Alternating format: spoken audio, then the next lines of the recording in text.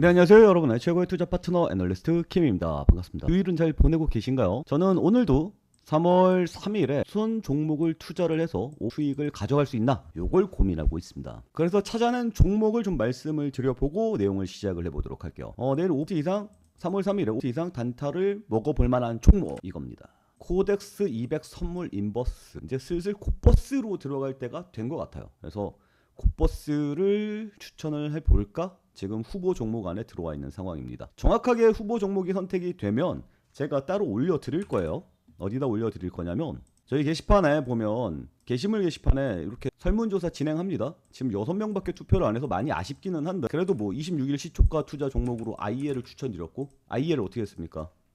IEL 26일 여기죠? 6일날 퍼센트까지 치고 올라가는 모습이 나타났습니다. 그럼 뭘 선택을 했을까요? 27일에는 코데즈 컴바인 선택을 했었고요. 코데즈 컴바인은 어떤 모습을 보였을까요?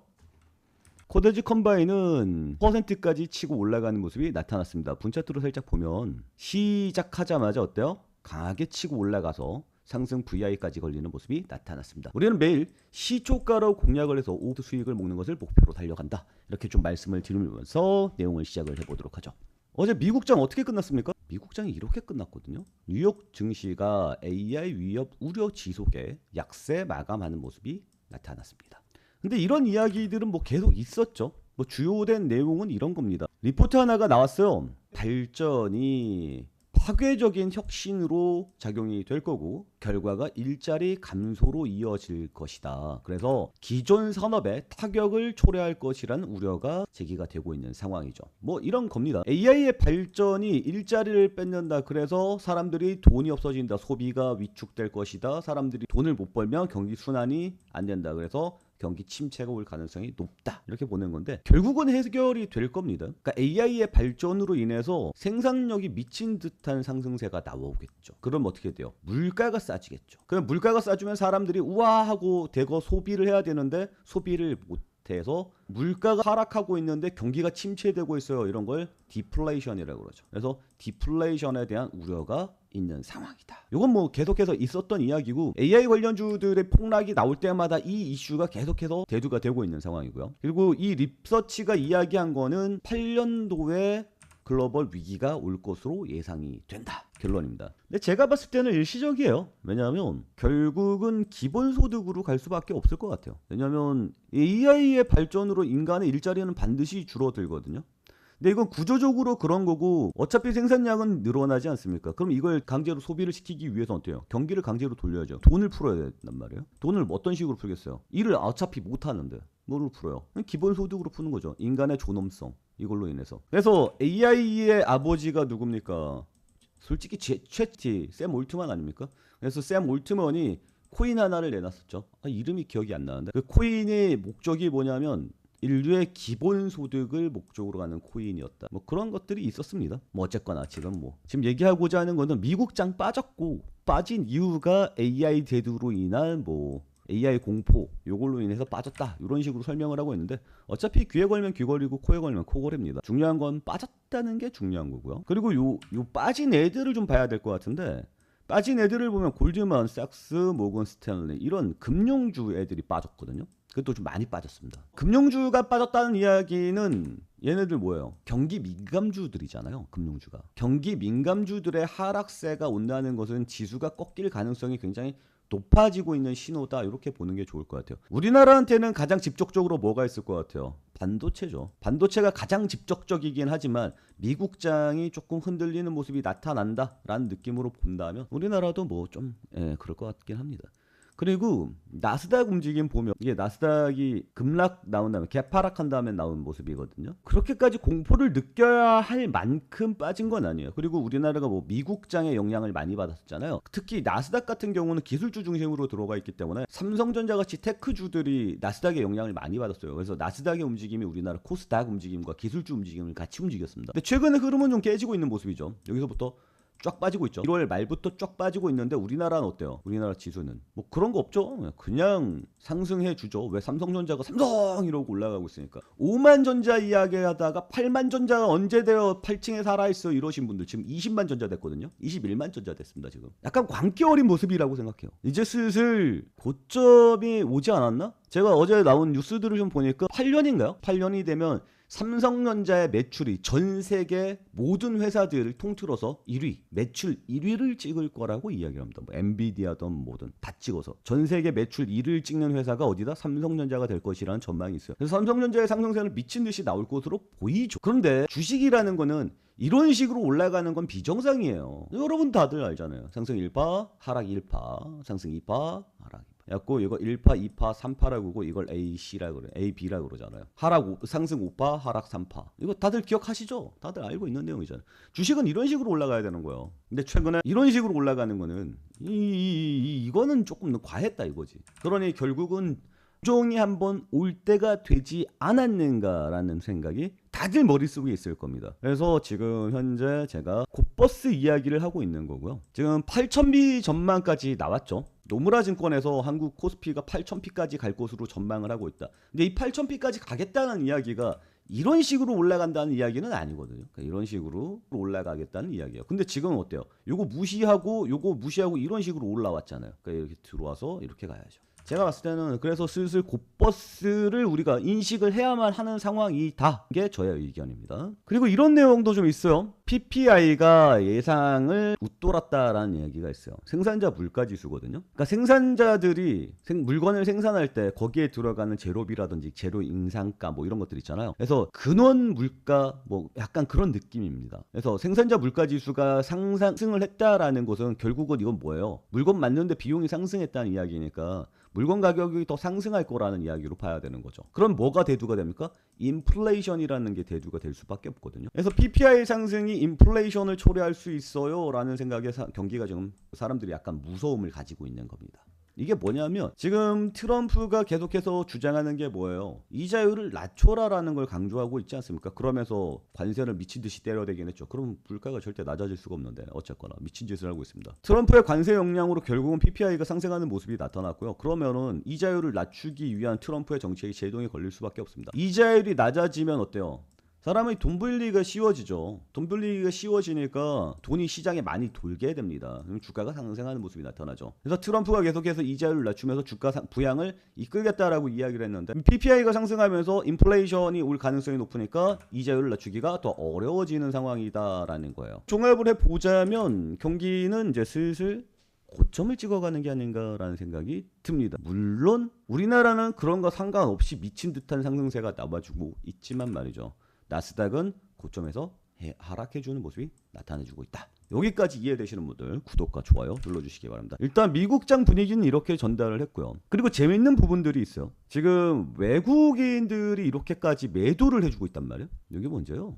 작년 25년 10월부터 고점을 찍고 난 다음에 강한 하락세들이 나와주고 있습니다. 중간에 한번 반등이 있었긴 했지만 또 강한 하락세가 나오고 있죠. 특히 강한 하락세를 또 어디를 봐야 되는 거냐면 여기가 언제예요? 1월 29일이거든요. 본격적인 하락세가 1월 29일부터 시작을 했다는 부분이 좀 중요합니다. 외국인 엄청 팔았어요. 외국인 이렇게 팔았는데 한국 주식 왜 이렇게 올라갈 수 있어요? 네, 기관과 개인이 매수를 해주고 있기 때문입니다. 그래서 기관과 개인의 매수세가 외국인의 매도세를 이겨내면서 주가를 이끌고 있는 거고요. 이걸 그대로 어디서 적용을 시킬 수가 있냐면 삼성전자에 적용을 시킬 수가 있습니다. 삼성전자의 흐름을 보면 똑같죠. 외국인이 똑같이 팔고 있습니다. 보이죠? 그래서 외국인이 여기서부터 강하게 매도를 해주고 있고 그걸 개미들이 10만 전자 저기서 지금 삼성전자를 안 사면 크게 망하는 거야. 남들은 다 올라간다라고 얘기하는데 여기서 나는 놓칠 수 없어. 포모죠. 나만 소외되는 두려움? 이제 슬슬 고점에 온 것 같아요. 조심을 해야 될 상황입니다. 우리가 여기서 유심히 봐야 될 점이 뭐냐면 외국인이 1월 29일부터 매도를 했거든요. 여기는 뭐 27일 뭐 이렇게 찍히는데 어쨌거나 그 모탱이죠. 나스닥을 보면 말이죠. 얘가 1월 8일에 고점을 찍어요. 여기서 고점을 찍고 빠지고 있다고요. 그러니까 나스닥 고점 순간부터 외국인들이 매도세가 시작이 되고 있다. 이렇게 보면 좋을 것 같습니다. 여기에 무슨 일이 있었냐면 AI 거품론이 강하게 대두가 됐던 때가 여기거든요. 그래서 AI 거품론이 강하게 대두되면서 나스닥은 빠지고 있어요. 그래서 이걸 보고 외국인들은 던지고 있죠. 그런데 우리나라는 기관과 개인의 미친 매수세가 덤벼들면서 광기를 보여주고 있다는 겁니다. 이거는 흐름을 거스르는 거예요. 예를 들어 보도록 할게요. 이걸 25년도로 한번 낮춰보도록 할게요. 그리고 개인과 기관을 빼고 보면 이겁니다. 외국인이 원래 매수를 하면 우리나라 주가는 올라요. 외국인이 매도를 하면 주가는 어떻게 해요? 빠집니다. 여기서 약간 깨지는 흐름이 나타나죠. 근데 이걸 3월달로 한번 넘겨볼까요? 3월달로 넘겨서 보면 어때요? 외국인이 여기서 계속해서 매도를 해주고 있으니까 결국 박살이 나거든요. 그러니까 외국인의 흐름이 시장의 방향을 잡는다라는 거는 정설이에요. 근데 다시 한번 지금 최근의 모습을 보면 이게 완전히 뭔가 잘못된 모습이 나타나고 있다라는 거죠. 완전히 흐름이 깨졌다라는 거예요. 그리고 그 이유를 살펴보니까 외국인은 나스닥을 기준으로 매도를 해주고 있고, 그 이유가 뭐냐면 AI의 발전에 대한 풍론에 대해서 행동으로 옮기고 있다라는 거예요. 근데 우리나라는 지금 그걸 반대해서 미친 듯이 광기를 보여주고 있다라는 거죠. 그래서 제가 봤을 때는 이거는 비정상적인 거잖아요. 비정상적인 것은 장기적으로 갈 수 없습니다. 그래서 미국장 타이밍 이런 것들을 다 계산을 해봤을 때 이제 버스로 가야 될 때가 된 게 아닌가 라는 생각이 드는 거예요. 제 말에 동의하시는 분들 구독과 좋아요 눌러주시기 바랍니다. 그리고 저의 목표는 뭐예요? 제가 이걸 계속해서 살펴보는 이유가 뭐냐면, 그래서 내일 뭐 사면 돼에 대한 질문이거든요. 다행히도 우리가 월요일에는 뭐예요? 휴일이에요. 그래서 미국장 아침에 나오는 거 보고 대응을 할 수 있다는 점이 중요한 점입니다. 그래서 지금 인버스, 코스피 인버스 보고 있어요. 종목번호 한번 보실까요? 종목번호 252670입니다. 요 종목번호 잘 보시고 일단 살펴보도록 하겠습니다. 요거 이제 지금 200원이거든요. 제가 봤을 때 이거 500원도 한번 먹어볼 수 있지 않나 라는 생각이 좀 들기는 합니다. 그리고 요것 때문에 좀 말씀을 드려보고 싶은데, 요거는 일단 여러분께 이것 좀 이야기하고 넘어가는 게 좋을 것 같아요. 제가 아까도 말씀드렸지만 제가 매일 아침 시초가 공략주를 보여드리고 있고요. 매일 아침 %를 먹는 것을 목표로 가고 있습니다. 지금 계속해서 성공해주는 모습이 나타나고 있죠. 그러니까 여러분들, 제가 휴일에 계속해서 이렇게 자료를 보고 휴일이 끝난 다음에는 확률이 더 높습니다. 맞출 확률이. 모든 자료를 다 보고 말씀을 드리는 거기 때문에. 그리고 제가 %를 찾아내기 위해서 자료를 찾고 있는 모습들을 실시간으로 계속해서 영상으로 남길 겁니다. 그러니까 여러분들 구독과 좋아요 눌러주시면 계속해서 시장의 인사이트를 만나볼 수 있다는 점 말씀을 드리겠고, 매일 아침 %도 함께 가져갈 수 있다는 점도 강조를 해드리도록 하겠습니다. 그리고 저희 채팅방에 들어오시는 방법은 108189-5170 이쪽으로 단타라고 적어서 보내주시면 매일 아침 5% 이상 급등이 나오는 종목 계속해서 추천을 해드릴 거고요. 이 텔레그램 방이 익숙치 않으신 분들을 위해서 계속해서 문자 서비스도 제공을 해드릴 겁니다. 일단 무료로 진행을 할 거니까 많이 참여해 주시기 바랍니다. 구독과 좋아요 꼭 눌러주시고요. 다시 한번 말씀드리지만 010-8189-5170 제 개인 전화번호로 단타라고 적어 보내주시면 끝납니다. 그때부터는 계속해서 저희 채팅방에서 활동하시고 구독자 인증도 하시고 수익도 가져갈 수 있다는 점 강조를 해드리도록 하겠습니다. 마지막으로 이거 하나 좀 말씀을 드리고 영상을 마쳐보도록 하겠습니다. 뭐냐면 삼성전자가 최근에 많이 올랐죠. 오른 건 오른 건데 절대적인 진리라는 게 좀 있습니다. 그게 뭐냐면 여러분들 기술 분석할 때 다들 배웠을 거예요. 무엇을 배웠습니까? 62평. 62평은 한 방에 깨지지 않아 라든지 중기 추세로 본다든지. 그리고 이런 얘기도 있죠. 이평선이라는 것은 결국은 뭐예요? 만난다라는 거예요. 주가가 이렇게 올라갔죠. 62평은 이런 식으로 가고 있습니다. 결국은 어때요? 만납니다. 그럴 수밖에 없죠. 평균이니까. 시간이 지나면 만날 수밖에 없어요. 이걸 원리를 이용을 해서 주식 예측을 하는 기술 분석을 만들어냈습니다. 보조지표가 뭐죠? 이격도라는 겁니다. 도대체 얼마나 떨어져 있느냐. 지금 100이라고 놓고 생각을 해보자. 62평선과 맞닿아 있을 때를 100이라고 놓고 생각을 해보자. 여기 계속 맞닿아 있죠. 그리고 여기서도 어때요? 맞닿아 있죠. 다 있을 때를 우리가 보도록 하자. 그리고 많이 떨어져 있는 구간들이 있거든요. 많이 떨어져 있는 구간들 길게 놓고 보도록 할까요? 예를 들어서 코로나 시국을 말씀드릴 수가 있죠. 코시국에 가장 많이 떨어져 있는 이 시국에서는 어떤 일이 발생합니까? 결국은 이평선 따라가야 되는 거거든요. 이평선 따라가야 돼요. 너무 많이 벗어날 수는 없어. 그게 이겁니다. 이해가죠? 그러니까 거기가 어디예요? 바닥일 가능성이 높거든요. 그러면 역사적으로 우리가 봐야 될 부분들이 뭐냐면 고시국 끝나고 바로 매수를 했어야 되는 거고요. 그리고 여기 지나고 난 다음에 매도를 했어야 되는 게 맞습니다. 여기가 어디입니까? 여기가 여기거든요. 여기죠. 여기가 고점일 가능성이 높습니다. 결국 이평선이랑 벌어질 수 있는 거는 한계가 있다라는 거예요. 역사적으로 봤을 때 그렇습니다. 그렇다면 그 과거를 놓고 보면 역사적으로 가장 많이 떨어져 있었던 시국이 어디예요? 여기거든요. 코시국 끝나고 돈 미친 듯이 풀었을 때, 그리고 코시국 왔을 때. 근데 거기를 지금 넘어섰습니다. 거기를 넘어서 지금 152 찍히거든요. 근데 이 코시국 끝나고 최고점 찍었을 때가 언제예요? 130입니다. 그러니까 이거는 여기까지 올라간 거 자체가 광기거든요. 여기까지 올라간 거 자체가 여기가 역사적 광기 구간이었어요. 근데 그 광기가 하면서 계속 광기를 가고요. 그 광기에 마지막 불이 붙었습니다. 역사적으로 이격도가 150을 넘어간 적이 없습니다. 역사적으로 없어요. 2009년부터 봐도 역사적으로 이격을 이렇게까지 벌린 적이 없습니다. 이렇게까지 광기가 붙은 적이 없어요. 그러니 곧버스를 봐야 될 때가 맞는 거죠. 이거 삼성전자를 봐서 그런 거고요. 저걸 볼까요? 코스피를 한번 볼까요? 코스피도 역사적으로 한번 보도록 하죠. 이격도를 보도록 하겠습니다. 뭐 이격도가 많이 나오는데 여러 가지 볼 필요 없어요. 그냥 60 하나만 딱 넣고 봐도 충분합니다. 지금 130 찍혀 있죠. 역사적으로 한번 보죠. 지금 이 시국 여기까지 온 적이 없어요. 여기가 코시국 끝났을 때거든요. 2013년까지 보이죠 지금? 2008년 금융위기 때 어떻게 됐어요? 그때가 코시국 때거든요. 8년 리만 브라더스 사태 터졌을 때, 그리고 코로나 시국 터졌을 때, 그때 여기까지 떨어졌어요. 그러면 뭐예요? 역사적 저점입니다. 역사적 저점. 그리고 코시국 끝나서 돈 미친 듯이 풀어갖고 거품 미친 듯이 쌓였을 때가 여기거든요. 근데 거길 넘어섰죠 지금. 그러니 여기서는 맞는 것 같아요. 인버스를 잡는 게.